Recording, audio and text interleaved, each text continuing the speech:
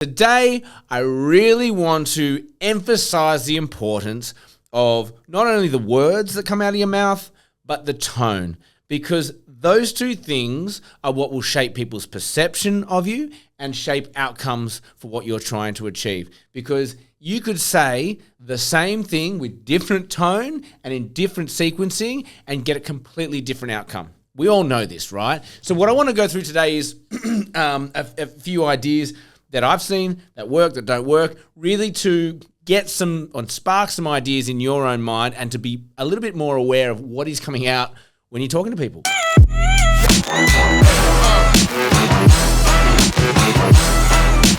Okay? And what prompted this episode were two things that happened to me this week, and it was, they're quite, they're probably good sparks for it. So, I mean, the first one was I have a client who is pulling together a whole bunch of financial documentation for a director hire. And he said to me, I'm doing it on the weekend, on Saturday. I'm going to be doing it at gymnastics because my CFO also attends, her daughter also attends the same gymnastics, and we'll just go through it then. And my brain went, great, that's cool. And most people would take that information back to the counter and go, cool, let's expect the documentation early next week. He's going to catch up with the CFO on the weekend, blah, blah, blah. But I caught myself and I went, you know what? This candidate is assessing this company of suitability for workplace. Do I mention that he's working on the weekend? Because will that plant some seed that says, maybe I'll have to work the weekend? It won't. It's his own business and whatever. It makes sense. But it did make me think twice about relaying that information. I never said it. I never said he's going to do it on the weekend. I said he's doing that. It should be ready for us early next week. And I left the weekend part out because I don't want any seed at this stage in interview mode and whatever that there might be weekend work. There isn't. But you understand what I mean by that. And then the second thing that happened to me this week was I was running so late. Not late, but just like back to back, running here around everywhere in the car. Had to come back for a video meeting, I think it was, and I was desperate for a coffee, and I put the destination in my navigation in the car. I was going to get to my destination bang on the minute. So I called someone in my office and said, hey, could you do me a massive favor and get me a coffee for arrival? They're not a PA or anything. It was just someone to help me out. And they said, yeah, absolutely, that's fine.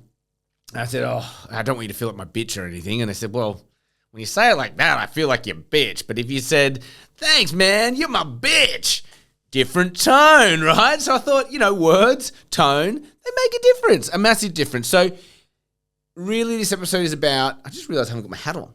Oh my God. Okay. Wow. The naked lone recruiter.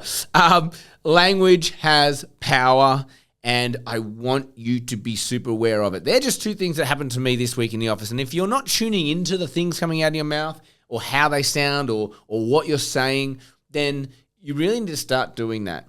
And maybe you're not self-aware enough to do it. Start recording your calls just to hear how you sound. That can be one way to do it. But look, there are some staples in my artillery that I keep coming back to. I've probably done episodes on them before, but a few things I thought to myself, what are other things that come to mind? So we talked about, don't mention the weekend work, not that I'm trying to cover up, it's just a non-point, but also don't mention it. There's no point. You're planting these stupid seeds. 2, tone is everything, right? So there was a rule when I started in recruitment that they were really pushing, which was when you're trying to secure interviews for candidates with your clients, don't ask them when. Don't say, hey, when are you free to meet them? Because all you're doing is giving them the power to dictate timing.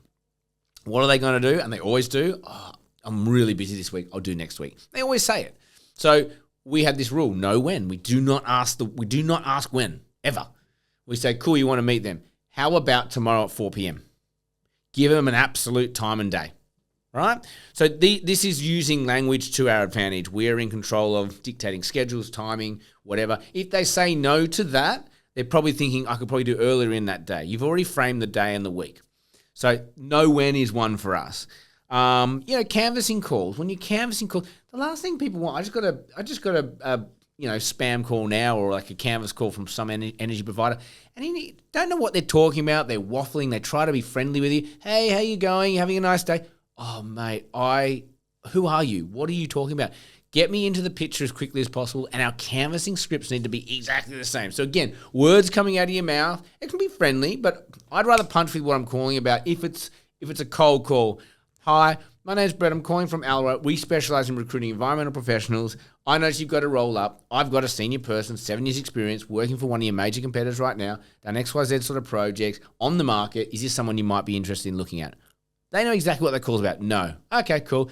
How's your day going otherwise? And just, you can riff from there. But again, language, tone, big emphasis there. When you close candidates, you need to be absolutely exact with steering them down that path towards, we're going to make this a placement. We're going to get your commitment here. And everyone's got their own way of doing it. But again, you need to be super clear, crystal clear on the communication, super clear on what the package is and all that sort of stuff. But again, if you start waffling at this point, if you start going off on tangents and you skirt around the issue because you're really nervous to close or you don't feel like a strong closer, well, guess what? That's probably not going to close up nice and tight. This is where you need to be super sharp, super direct, and punchy with your words.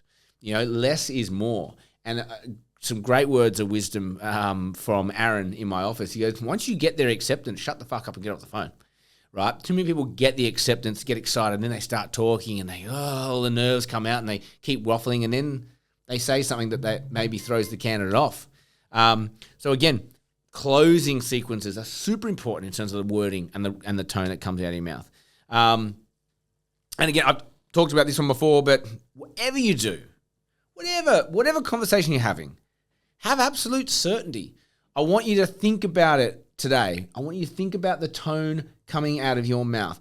Are you the sort of person that ends every sentence with a question mark? You hear the tone? How are you feeling today?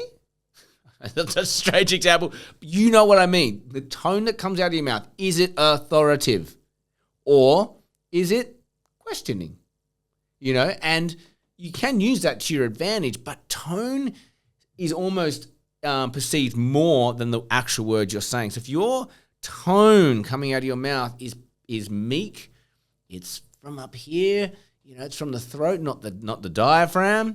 If it feels tentative, people pick up on that, and they pick up on that and they feel it, and then I'm not sure, no. But if you come into like let's take an example of pitching a brief to a candidate.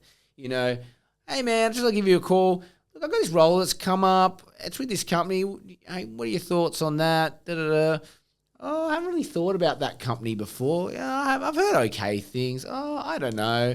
Yeah, I wasn't sure. I just thought I'd ask. How passive? I hear that all the time. I'm probably guilty of it too. As opposed to, hey man, give me a quick call. Interesting opportunities popped up. I actually thought you might be well suited to be put forward for it, and I think we should have a look at it. It is with this company. Why I think it's a good opportunity is X, Y, Z.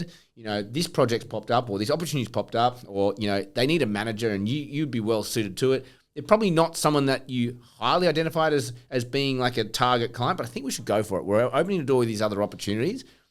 Can we add this one to the mix as well? Very different delivery, right? Very different. I literally heard that yesterday in the office. So words have power. Speaking with authority is absolutely, like the underlying tone to your words, absolutely high importance. And just, I want you to be aware of it, right? There's no right or wrong. No one's going to sound like me. I'm not going to sound like you. Do it in your own words, okay? And again, I'll leave you with that. Just heighten your awareness around how you sound and how you talk. And maybe ask a few people around you, hey, how do I sound on the phone? Like, could I be more authoritative? Could I be more confident? Could I be less waffly? Could I be more exact? Communication gets lost when we waffle because the crux of what we're trying to say needs to be very exact, right? If you want to communicate properly. So again, words, tone, clarity. This is what this episode's about. And I'm not going to give you all the answers. I never will have all the answers, but I want to dial up your awareness. And if all you get out of today's episode is that you are more aware of what is coming out of your mouth and how it's coming out of your mouth, I guarantee you people's perception of you will increase. People's responsiveness to you will increase. You'll actually get more results because of this, okay? Like, share, subscribe. Helps us grow. As always, have an amazing day. And may all your deals come